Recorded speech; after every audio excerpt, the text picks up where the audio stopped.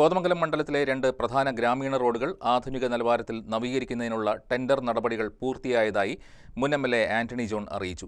Tender നടപടികൾ പൂർത്തീകരിച്ച് കരാറുകാരന് site കൈമാറിയതായും അദ്ദേഹം കൂട്ടിച്ചേർത്തു.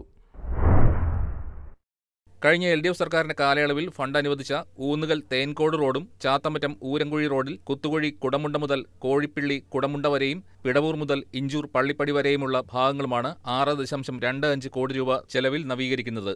നിലവിൽ 3.5 മീറ്റർ വീതിയുള്ള റോഡ് 5.5 മീറ്ററായി വീതി കൂട്ടി BM ആൻഡ് BC ടാറിംഗ് നടത്തും. ആവശ്യമായ സ്ഥലങ്ങളിൽ കൾവർട്ടുകൾ, ഡ്രെയിനേജ്, ഐറിഷ് ഡ്രെയിൻ എന്നിവയും വെള്ളക്കെട്ടുള്ള ഭാഗങ്ങളിൽ റോഡ് ഉയർത്തലും സംരക്ഷണ ഭിത്തി നിർമ്മാണവും ഉൾപ്പെടും.